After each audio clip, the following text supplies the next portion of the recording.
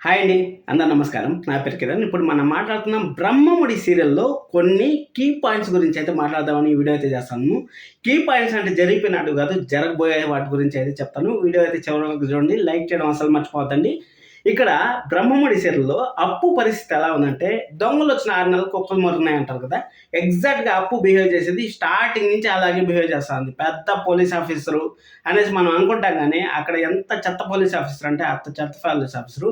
అది దొంగలొచ్చిన 6 నెలలకు కుక్కలు మొరుగుతాయంటారు చూడండి. ఇన్ని రోజులు కావ్య అయ్యో! సస్తున్నా, బతికుతున్నా అన్నట్టయితే పాపం కష్టాలు పడి వాళ్ళ బిడ్డని ఇంటికి తెచ్చుకున్న తర్వాత, అవును మనకి ఇద్దరు ఆడపిల్లలు పుట్టారు కదా హాస్పిటల్‌లో, వాళ్ళనెలా మార్చినారు అనేసి మన కళ్యాణ్‌తో అయితే డిస్కషన్ చేస్తా ఉంది. ఒక నెల ముందు ఆడ మైండ్ ఏమన్నా చెత్త కుప్పలో ఏమన్నా పెట్టేసొచ్చినావా అప్పు? మరి ఇంత కామన్ సెన్స్ లేకుండా ఎలా బిహేవ్ చేస్తున్నావో, అలా పోలీస్ అయ్యేదానికి మీ అక్క ఎంత హెల్ప్ చేసింది. అలాగే మీ బావ నిన్ను పోలీస్ ఆఫీసర్ లాగా మళ్ళీ చూడాలనుకోని నువ్వు ప్రెగ్నెంట్‌గా ఉన్నా గానీ, ఆ దానిలక్ష్మి గారికి నోటికి భరించలేకపోయినా గానీ, మళ్ళీ నిన్ను అప్పుని పోలీస్ ఆఫీసర్‌ని చేయాలి. అప్పు గెయిన్ మళ్ళీ చేయాలి అనేసి ఎన్ని ప్రయత్నాలు చేశారో, అన్ని ప్రయత్నాల కోసం కనీసం ఒక రోజన్నా నువ్వు సాటిస్ఫాక్షన్ చేసావా? మీ బావని అరెస్ట్ చేయాలనుకున్నావు హాస్పిటల్‌లో ఉన్నప్పుడు. హాస్పిటల్‌లో ఉన్నప్పుడు కనీసం కామన్ సెన్స్ పెట్టి, బుర్ర వాడి కొంచెమన్నా మైండ్ వాడి చేసింటే మీ బావకి ఎంత హెల్ప్ అయ్యిండేది, మీ అక్కకి ఎంత హెల్ప్ అయ్యిండేది. ఇప్పుడు దొంగలొచ్చిన 6 నెలలకు కుక్క మొరిగింది అన్నట్టయితే చెప్తా ఉండవు. సర్లే పోనీలే ఎందుకు చెప్పింది ఏమనేసి ఈ వీడియోలో అయితే మీకు డిస్కషన్ అయితే చేద్దాం. అదయిపోయిన తర్వాత మన రుద్రాణి గారైతే ఇన్ని రోజులు రుద్రాణి గారి కన్నా తక్కువ ఏజ్‌లో తక్కువ ఉన్నోళ్ళు, అలాగే పవర్‌లో తక్కువ ఉన్నోళ్ళ దగ్గరైతే రుద్రాణి గారు ఎలాగోలా బచావ్ అయితే అయిపోయినారు. కానీ రుద్రాణి గారిని తల కొట్టేవాడుంటే తన్ను కొట్టేవాడు ఒకడుంటే, తల కొట్టేవాడు ఒకడుంటాడనేసి మనకు తెలుసు కదా! అదే విధంగా రుద్రాణి గారు యామినిని అలాగే చేశారు. బ్లేమ్ చేసి యామినిని నాశనం చేసేసినారు. అలాగే అనామికని నాశనం చేసేసినారు. అలాగే వాళ్ళ కొడుకుని నాశనం చేసేసింది. అలాగే వాళ్ళ కూతురొస్తే వాళ్ళ కూతురిని కూడా నాశనం చేసేకైతే తయారైంది. కానీ తను కొట్టేవాడొస్తే తలను కొట్టేవాడొచ్చాడు మన మినిస్టర్ అయితే.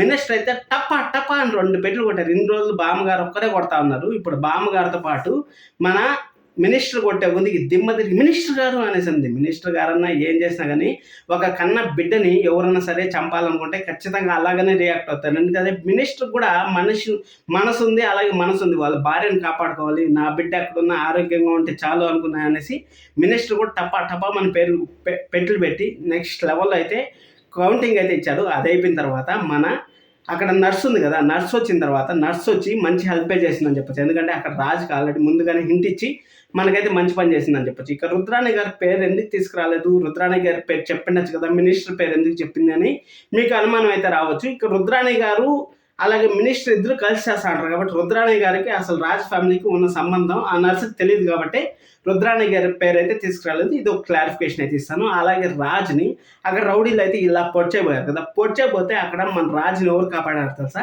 మన మినిస్టర్ గారే కాపాడారు. మినిస్టర్ గారు ఆల్రెడీ అక్కడ రుద్రాణి గారిని కొట్టేసి వచ్చి మన రాజుని అయితే మన మినిస్టర్ గారే కాపాడారు. మినిస్టర్ గారు కాపాడిన తర్వాత వాళ్ళ భార్యకి అయితే జరిగింది చెప్పారు.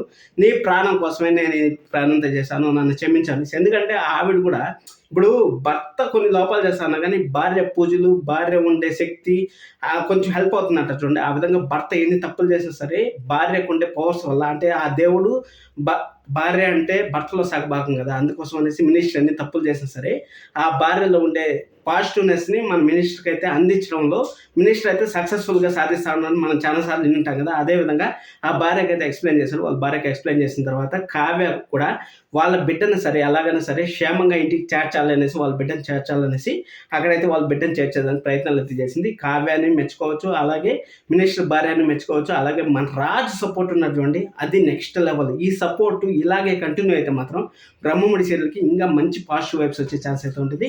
అది ఈ వారం జరగాల్సిన క్వశ్చన్లు. ఇంకా అలాగే మన రుద్రాణి గారు అయితే ఖచ్చితంగా డెఫినెట్గా దొరుకుతారని నేను ఆల్రెడీ చెప్పాను కదా. రుద్రాణి గారు అరెస్ట్ అయ్యేదానికి హై ఛాన్సెస్ ఉన్నాయి. అరెస్ట్ అయిన తర్వాత ఒక 5 ఏళ్ళ తర్వాత మన రాహుల్ అయితే బయటికి తీసుకొస్తాడు. బయటికి తీసుకొచ్చిన తర్వాత అప్పుడు లోపల పిల్లలు ఒక 5 సంవత్సరాలు అంటే స్కూల్కి పోవడం, స్కూల్లో కిడ్నాప్ అవ్వడం, అవన్నీ సహజంగా అయితే సెకండ్ జనరేషన్లో అయితే చూడబోతున్నామని మనకి తెలుస్తుంది. దాంట్లో రాజ్ కావ్య అయితే ఇద్దరూ కలిసే ఉంటారు. మీరు ఎలాంటి డౌట్స్, ఎలాంటి భయాలు పెట్టుకోవద్దని అనేసి ముఖ్యంగా చెప్తాను. సబ్స్క్రైబ్ చేసుకోండి, లైక్ చేయడం అసలు మర్చిపోతాను. Thank you so much. Love you all.